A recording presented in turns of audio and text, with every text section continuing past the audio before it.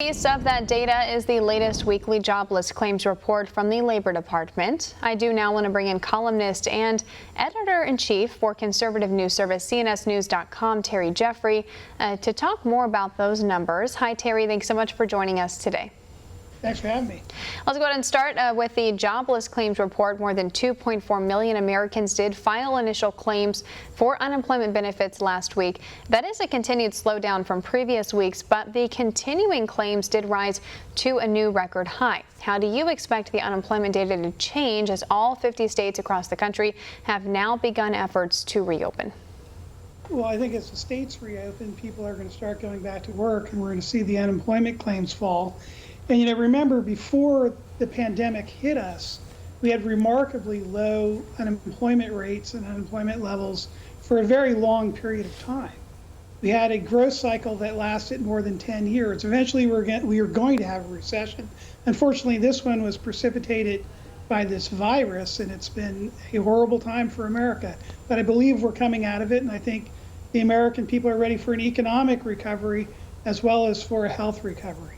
Now, last week, the Treasury Department revealed the federal budget deficit soared in April, of course, amid the coronavirus pandemic, which was expected.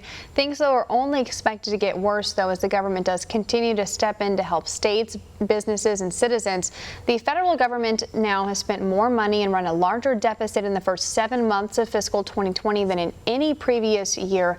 How do we begin to recover from that and get to a balanced point in the budget?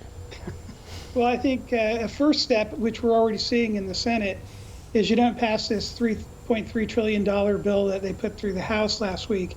The federal government, to put this in perspective, ran up a deficit of $1.48 trillion in the first 7 months of the fiscal year. Never before in our history have we done that. The debt of the federal government rose from $24 trillion to $25 trillion in just 28 days. From early April to early May. Nothing like that has ever happened in the history of the United States. The federal government has been borrowing money at a pace we've never seen to do the spending we've never seen before.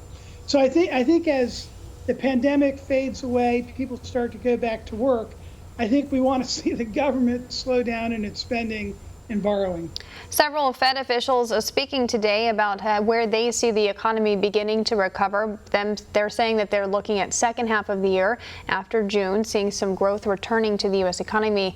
But they are calling on Congress to consider implementing more fiscal stimulus and saying that they will do everything that they can as well to support the U.S. economy. President Trump just moments ago at that event in Michigan said that there is still more ammunition from the Fed and the Treasury to help if needed. What are your thoughts on that as we're looking to hopefully get to a point of growth rather than expanding the deficit? Well, I would hope that the real stimulus to growth is going to come from the private sector. It's going to come from the government getting out of people's way, letting them go back to work, letting businesses resume, and the American people do what they were doing before this pandemic hit, which was being remarkably productive. If the idea is that the government's going to borrow even larger, even more unprecedented amounts, which essentially is putting this huge burden of debt on our children and our grandchildren in order to temporarily spur the economy now, I think that's just wrong. And I think the negative impact of massively increasing the debt now is greater than any temporary stimulus they're going to get from essentially printing money and dumping it into the economy. All right, Terry Jeffrey, columnist and editor-in-chief for cnsnews.com, joining us to talk about the labor market and the federal deficit amid the coronavirus pandemic. Thanks so much for coming on the show today, Terry. Thank you very much. Want to see more videos like this? Click on the link below and subscribe to One America News on YouTube. And call your cable provider and kindly demand that One America News is added to your lineup. Call and subscribe today.